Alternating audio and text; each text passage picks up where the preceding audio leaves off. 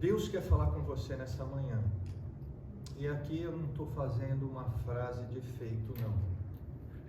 Mas é o que eu sinto no meu espírito.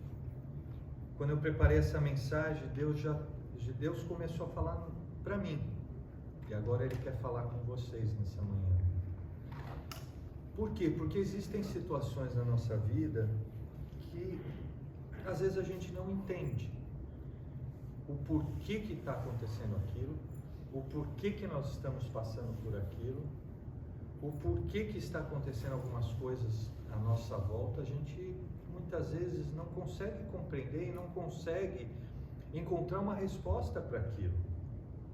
E a gente pensa, às vezes a gente conversa com a esposa, com o marido, com alguma outra pessoa e tenta encontrar uma resposta para aquilo, mas às vezes a gente não consegue. E às vezes a gente questiona até aonde está Deus e por que Deus está permitindo aquilo. A nossa mente às vezes não consegue compreender determinadas coisas, né? Como por exemplo, por que uma pessoa, determinada pessoa, especificamente uma determinada pessoa fica doente? Por que uma determinada pessoa morre? Por que às vezes as coisas parecem tão difíceis para nossas vidas? Por que tanta dificuldade? Por que tanto problema? Por que algumas dificuldades em relacionamentos familiares? São situações como essas que a gente às vezes fica confuso e não tem uma resposta para isso. E aí eu queria compartilhar uma palavra com vocês que está lá no livro de Daniel. Daniel capítulo 1.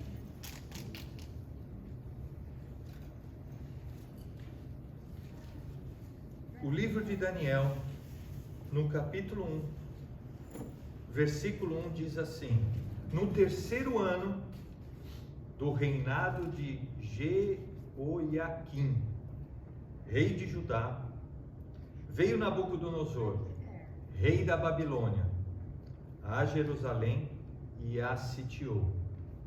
Só esse versículo. Aqui, esse versículo que a gente leu foi informativo.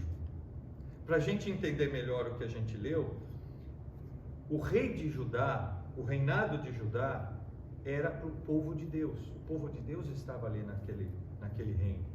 E aí vem um outro rei, Nabucodonosor, um rei poderoso, rei da Babilônia, e ele vem e conquista Judá, a cidade do povo de Deus.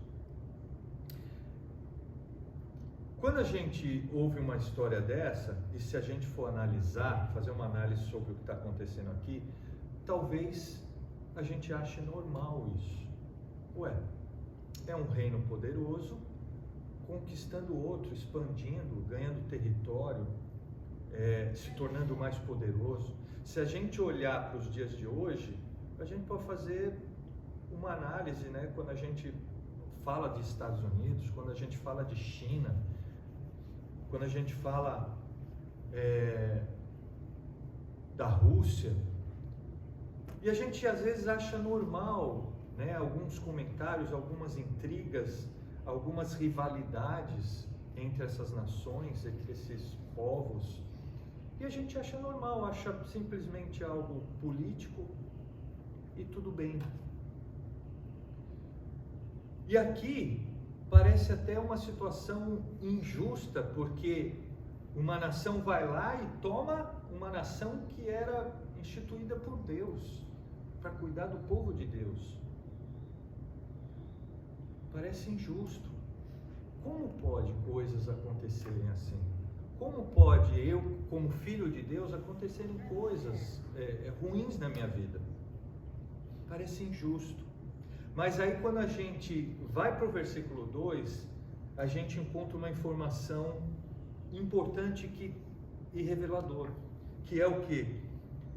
E o Senhor deu Jeoiaquim rei de Judá,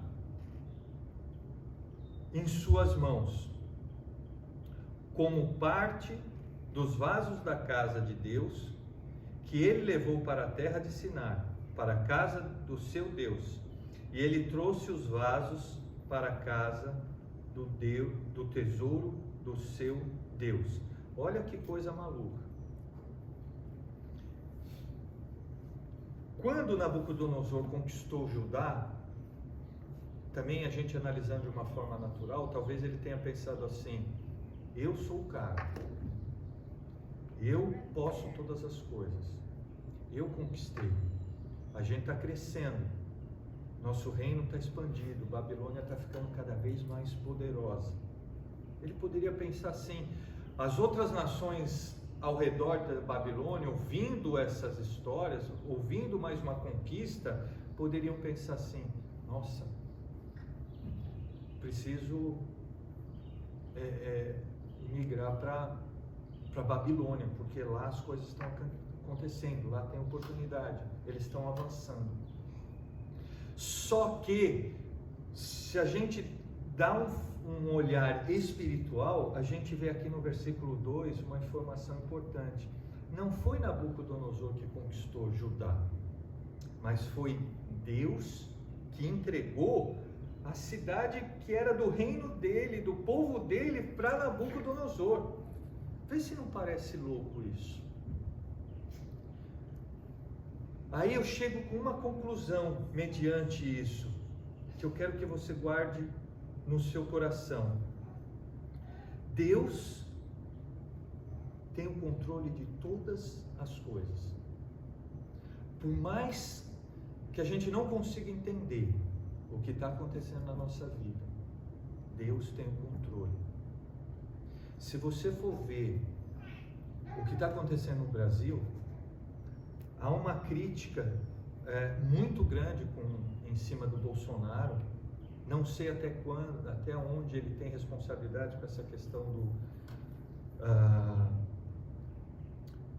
do coronavírus, mas ali a gente vê do outro lado um outro candidato vindo, o Lula, e crescendo nas pesquisas, e talvez ele se torne o novo presidente no Brasil. Aí você olha para um lado Bolsonaro, e aí você olha o outro Lula, e aí você fala: quando que o Brasil vai melhorar? Quando que o povo brasileiro vai ter dignidade? A gente fica sem esperança. Mas Deus está no controle. Deus está no controle de todas as coisas. Isso precisa estar claro no nosso coração. Ontem eu estava conversando com uma pessoa e a pessoa falou assim: eu não sei, eu perguntei se ela tinha tomado a vacina, ela falou assim: eu tomei, mas sabe que a gente nunca sabe o que é certo fazer. E aí ela falou assim: existe até uma série no Netflix que trata, ela falou o nome até, me esqueci, que as pessoas tomaram a vacina e depois elas se tornaram adoradores da pessoa que estava por trás implantando a vacina no mundo. Aí eu falei para ela assim: realmente a gente não sabe da verdade, a gente não sabe, a gente tem algumas evidências, pode ser apenas ciência, pode ser que esteja algo por trás. A gente tem visto que a China, através de pesquisas, que o vírus não veio lá do mercado como estava se esperando, mas veio do próprio laboratório da China. E também não quero concluir aqui que isso foi algo planejado, mas talvez tenha escapado dos projetos das análises laboratoriais da China. E causou esse caos no mundo. A gente nunca sabe, mas uma coisa a gente tem que ter certeza no coração: Deus está no controle e Ele vai fazer a gente atravessar pelo vale da sombra da morte. Isso precisa estar claro no nosso coração. Deus está no controle de todas as coisas. E como prova disso, vamos voltar um pouquinho, livro de Isaías, capítulo 39. Isaías capítulo 39. Olha como Deus está no controle de todas as coisas. Você precisa crer nisso. E você precisa ativar sua fé nisso. Ah, não estou entendendo por que eu estou passando nisso. Entenda uma coisa. Deus está no controle da sua vida. Se você pertence a Ele, se você coloca a sua fé nele. E tudo vai ser esclarecido no tempo dele. A gente simplesmente precisa confiar e andar nessa fé. Isaías capítulo 39, versículo 1, diz assim: naquele tempo, Merodach Baladã, o filho de Baladã, rei da onde? Babilônia, enviou cartas e um presente a Ezequias, porque ele tinha ouvido que ele havia estado enfermo e estava recuperado. E Ezequias ficou feliz por causa deles. Por que Ezequias ficou feliz por causa deles? Porque se tratava do rei da maior nação daquela época. Imagina o Bolsonaro receber do Biden: fiquei sabendo que você está doente, vou fazer uma visita para você. Naturalmente falando, isso é um grande network, um grande relacionamento.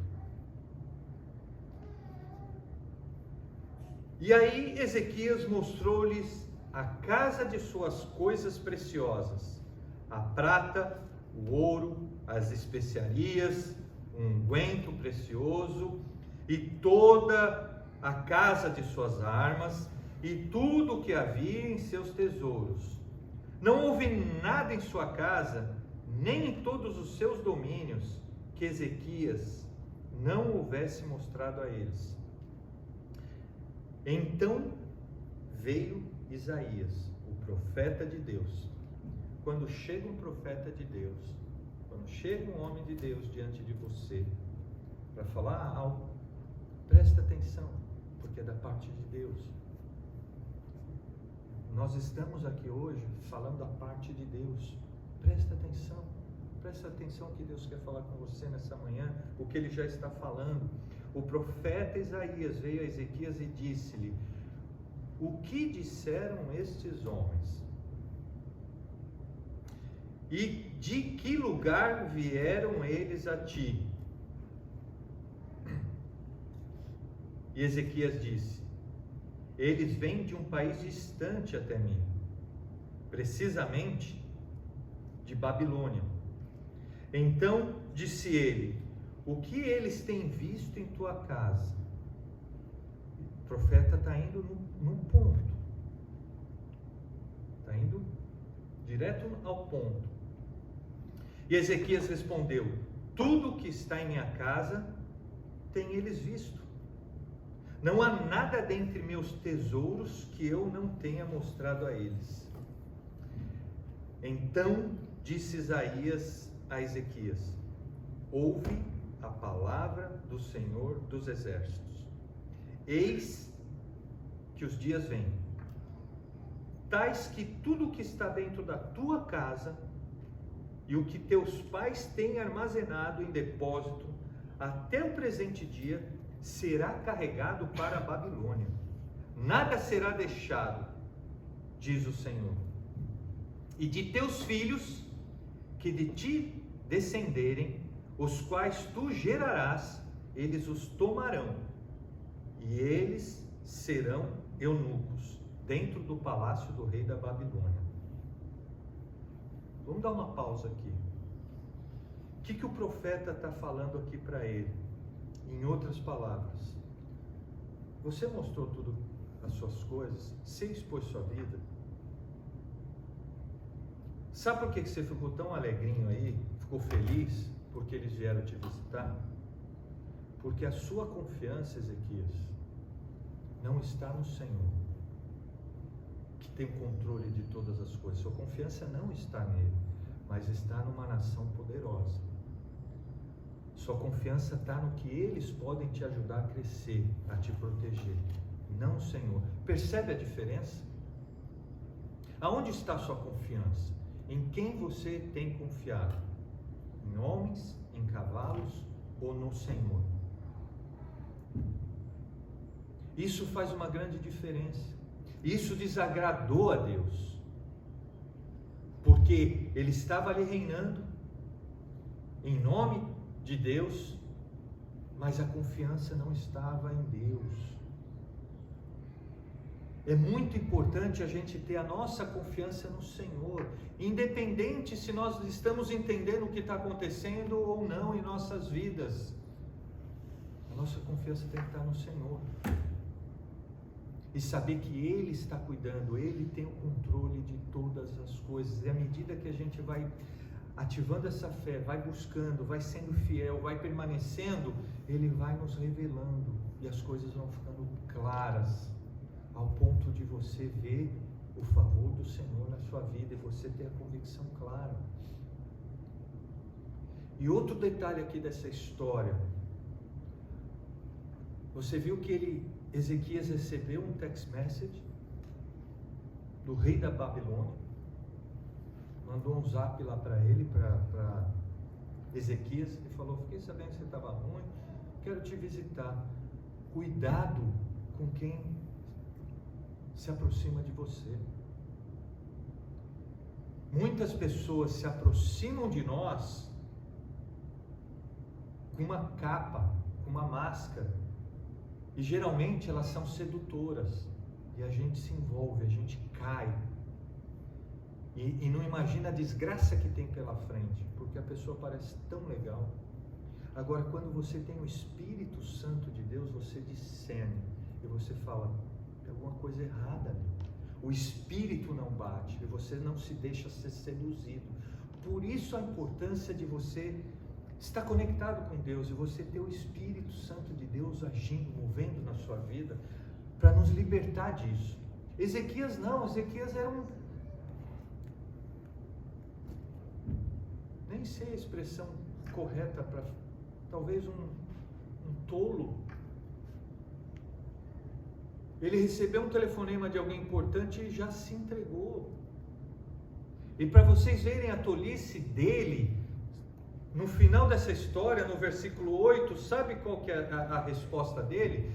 Você vê que o profeta, ele chega e fala para ele assim: olha, por causa disso, o que vai acontecer?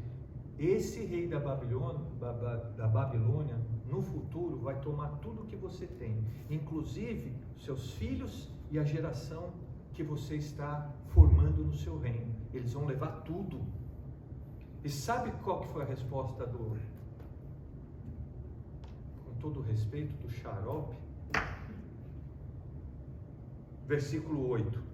Então disse, diante da tragédia da palavra de Deus para a vida dele, sabe qual que foi a resposta dele? Então Ezequias disse a Isaías: boa é a palavra do Senhor. Como que pode ser boa uma palavra dessa? Vê se o cara não é um estúpido. Boa é a palavra do Senhor, a qual tu tens falado. Olha a estupidez do camarada. Disse ele além disso. Ele vai além, Ezequias consegue. Você conhece alguém estúpido que consegue se superar uma atrás da outra? Ezequias. Porque haverá paz e verdade em meus dias. Em outras palavras, ele está dizendo assim: que bom que você liberou essa palavra, porque como é para o futuro, eu não vou passar por isso. Que se lasque a outra geração que vai passar por isso. Mas os meus dias, enquanto eu estiver reinando, eu não vou passar por isso. Louvado seja o Senhor. Estúpido, estúpido. Egoísta. Entenda uma coisa: que a gente faz hoje, que dia é hoje? 27 de junho de 2021. O que nós estamos fazendo hoje vai impactar alguém. Você está aqui hoje, participando desse culto, vai impactar sua vida e vai impactar alguém.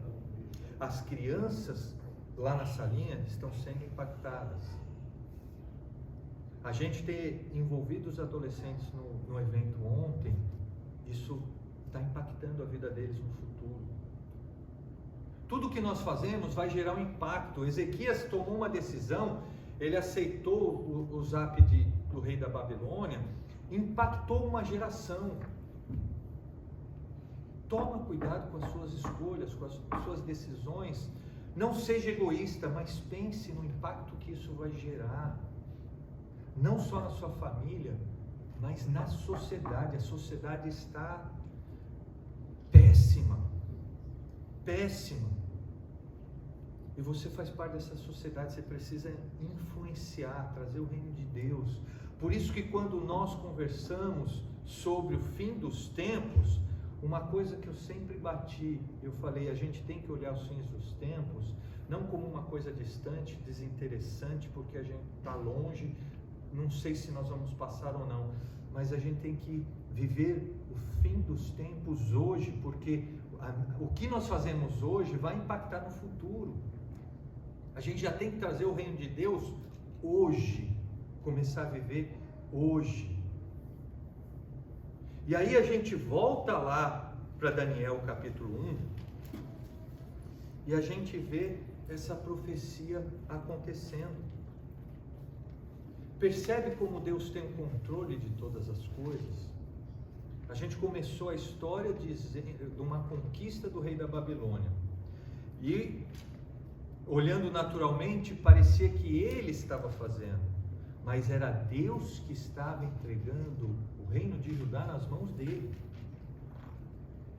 Ou seja, Deus tem o controle de todas as coisas.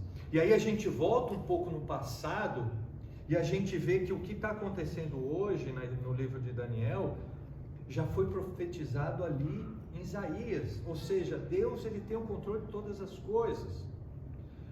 Nós falamos sobre os fins dos tempos. Deus já tem tudo programado, planejado, ele tem o controle de todas as coisas. Independente do governo que será estabelecido no Brasil, o governo que foi estabelecido recentemente aqui, Deus está acima de todo o governo. E o reino dele será estabelecido sobre todo o reino. Você precisa crer nisso. E quando você não entender as coisas que estão acontecendo à sua volta, na sua vida, você precisa crer numa só coisa: Deus está no controle. Louvado seja o Senhor. Numa folha, percebe isso, insignificante, uma folha caída da árvore. A Bíblia fala que Deus tem o controle de toda folha que cai de uma árvore. Olha que coisa incrível. Esse é o Deus que nós servimos. Daniel capítulo 1, versículo 3.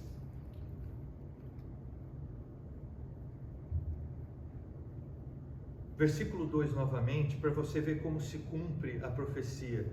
E o Senhor é que deu, o Senhor que está no controle, deu o rei de Judá nas mãos do rei da Babilônia, como parte dos vasos da casa de Deus. Tudo aquilo que Ezequias mostrou que era de Deus, ele levou tudo para a Babilônia.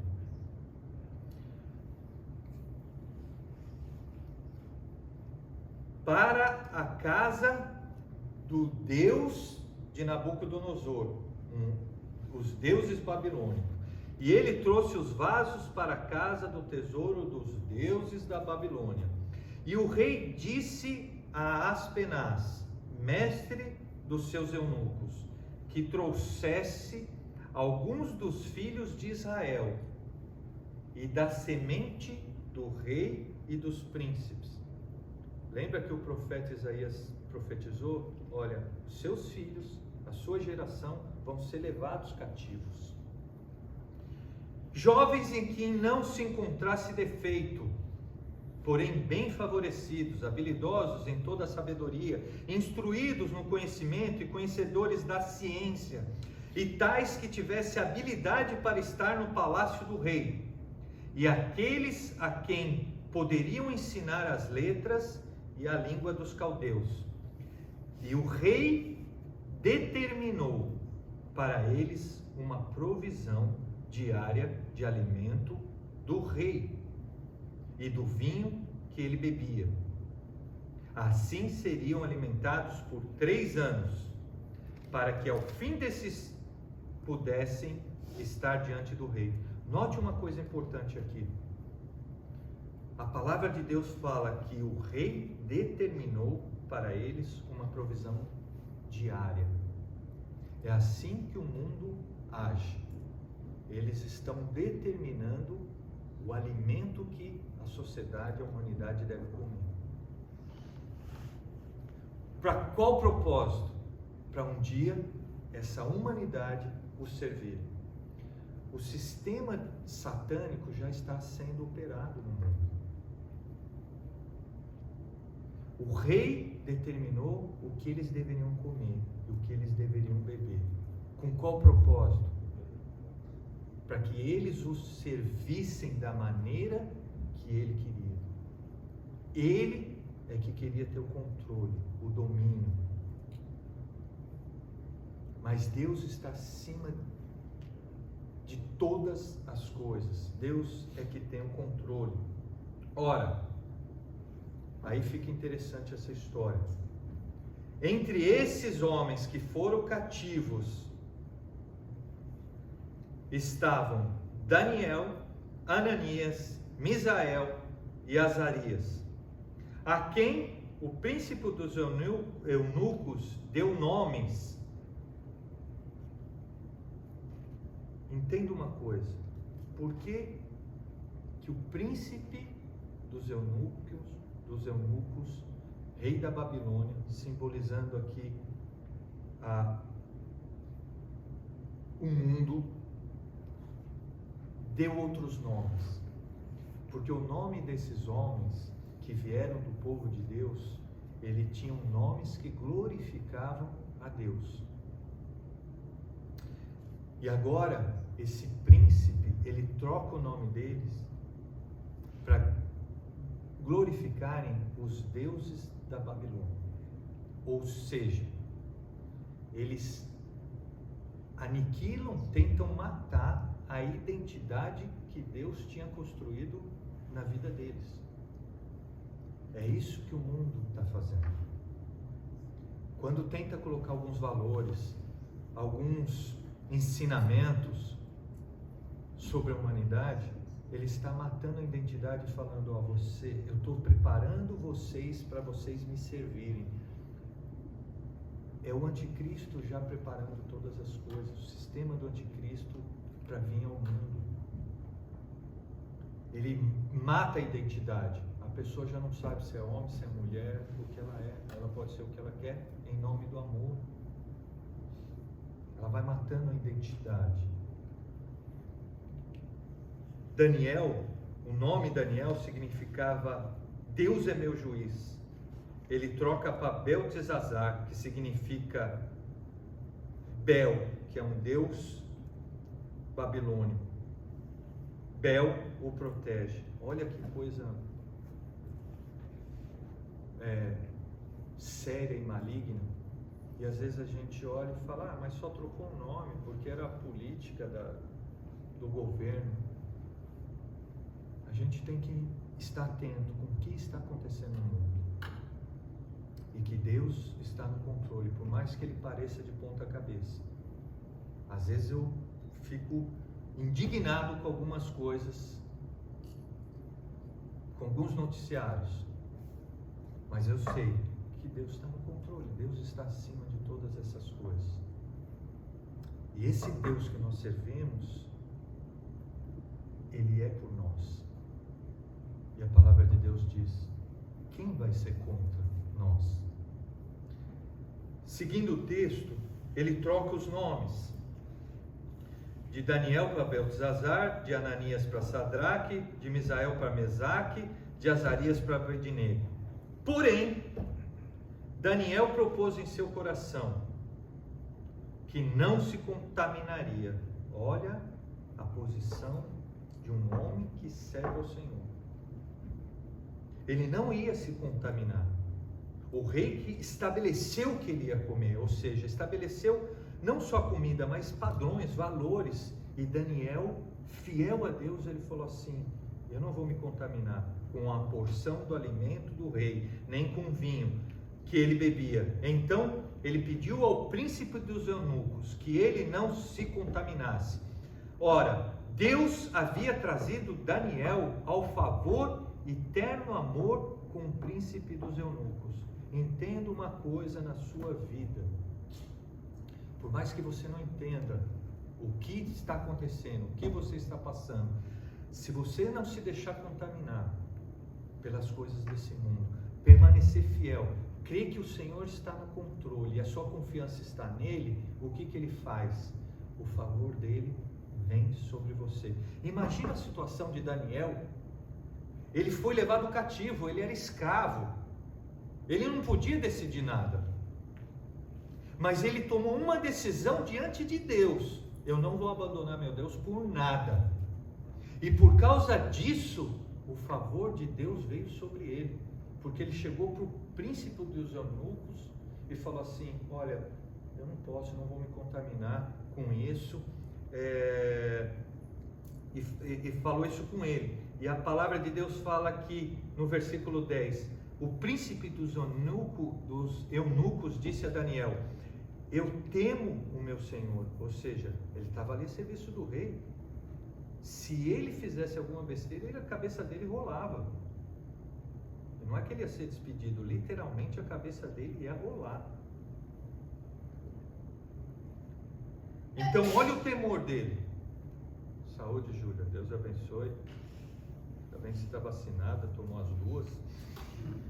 Eu temo o meu Senhor, o rei que determinou o teu alimento e a tua bebida. Ele determinou como você tem que ser daqui para diante. Pois, por que deveria ele ver nas vossas faces pior aparência do que os outros jovens que são do seu tipo? Então vós me fareis arriscar a minha cabeça diante do rei. Então disse Daniel ao Mesar, a quem o príncipe dos eunucos havia estabelecido sobre Daniel, Ananias, Misael e Azarias: põe teus servos à prova, eu te suplico, por 10 dias, e que nos deem legumes para comer e água para beber. Então os que nossos semblantes sejam contemplados diante de ti, e o semblante dos jovens que comem da porção do alimento do rei. E conforme tu vires, lhe darás com os teus servos. Ele foi ousado e valente em fé em Deus. Ele falou assim: vamos fazer o seguinte, eu sei que você está com medo, sua cabeça vai rolar, você está colocando em risco a sua vida, mas vamos fazer o seguinte, vamos fazer um teste por 10 dias.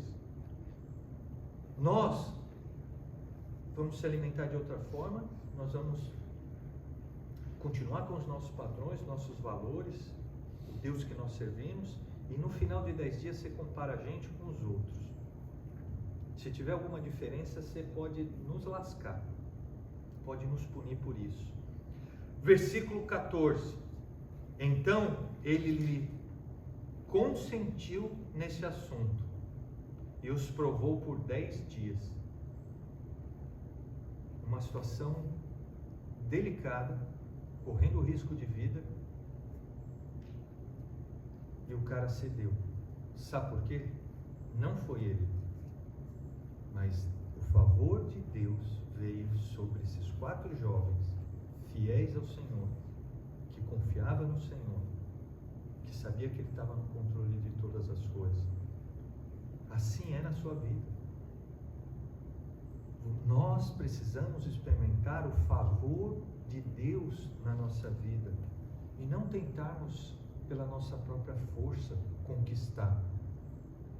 É claro que a gente não pode ficar de braços cruzados esperando Deus fazer.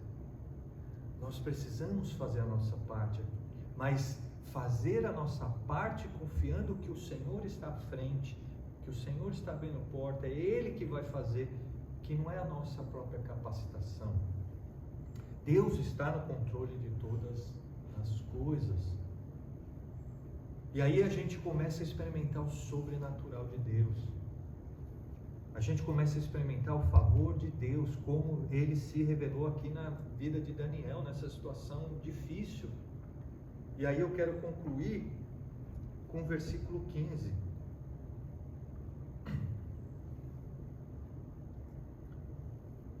E ao fim dos 10 dias, qual foi o resultado? Os seus semblantes aparentavam mais belos e mais gordos na carne do que os de todos os jovens que comeram a porção do alimento do rei. Quando o favor de Deus, escuta, entenda espiritualmente a coisa. Não é porque simplesmente pelo fato que eles comeram outro tipo de alimentos, apenas legumes, que eles aparentaram melhor do que os outros. Deus os capacitou, os sustentou, operou na vida deles de forma que o resultado sobre a vida deles foi melhor do que os outros que estavam se deleitando com o padrão que o rei estabeleceu. É o poder de Deus, é o favor de Deus. Deus, Ele pega a água que tinha acabado numa festa de casamento, água, e Ele transforma em vinho. Esse é o Deus que nós servimos. Você precisa andar debaixo desse poder. Não é coisa para você ouvir essas histórias e falar: uau, que fantástico, que Daniel, que espírito do Daniel. Mas é você falar assim: eu quero ter o espírito que Daniel tinha, o espírito de Deus na minha vida. Eu quero experimentar o favor de Deus. O que é o favor de Deus? É quando aquilo parece que não tem saída, aí a porta abre, a saída aparece. Esse é o favor de Deus. Entendam um favor de Deus. Nós não tínhamos um lugar para se reunir. E olha onde nós estamos. Olha esse lugar. Um lugar bonito, confortável. Toda vez que eu venho aqui nos domingos pela manhã, eu agradeço a Deus. Desde quando eu paro o carro no estacionamento e venho caminhando, esse lugar lindo, maravilhoso. E Deus preparou para a gente. Aí, o que é andar pela fé? O que é confiar no Senhor? O que é saber que Deus está no controle? Você acha que o Senhor daria este lugar para nós, para ficar várias cadeiras vazias? Você acredita que Deus faria um negócio desse? Nós vamos ver faltando lugar faltando espaço nesse lugar. E não é porque nós queremos números, nós queremos pessoas se aproximando de Deus, nós queremos pessoas se rendendo a Deus. A minha oração toda manhã, quando eu chego nesse lugar, é encontrar um ambiente de adoração, onde as pessoas se quebrantam e se rendem ao Senhor e reconheça e coloque a confiança no Senhor e não em outras coisas, sabendo que Deus está no controle de todas as coisas. E eu termino dizendo uma coisa para vocês, que eu falei na semana passada. Um dos fundamentos básicos da vida cristã que Jesus nos ensina é a conversão e a fé. Isso é elementar, é básico. A conversão, porque é o novo nascimento, é a nova vida que a gente recebe. E uma vez que isso aconteceu, você tem que ativar sua fé, e você tem que andar em fé daquele momento em diante. E o que acontece com a maioria dos cristãos? A fé vai se perdendo. Por quê? Elas estão longe da igreja, elas não ouvem a palavra de Deus. Então qual que é o resultado? Se esfriar. E não viver em fé, que é um princípio, um fundamento básico da vida cristã. Daniel, ele vivia em fé, ao ponto de ele estar numa condição de escravo, e ele ainda exigiu. Agora, ele não exigiu para si próprio, ele exigiu para não corromper o seu relacionamento com Deus. Ele confiava, ele sabia que Deus estava acima do rei da Babilônia. Quem é rei da Babilônia diante do Deus que nós servimos? Quem é nesse mundo diante do Deus que nós servimos? Deus está no controle de todas as coisas. Desde quando Ele criou o homem caiu, Deus não perdeu o controle das coisas. Tudo está estabelecido até a segunda vinda dEle, o reinado e a eternidade. Deus tem o controle de todas as coisas. Que você caminhe em fé quando você não entender determinadas coisas. Não deixe sua fé abalar. Mas saiba que Deus está no controle. Continue confiando nele e o favor dele virá sobre você.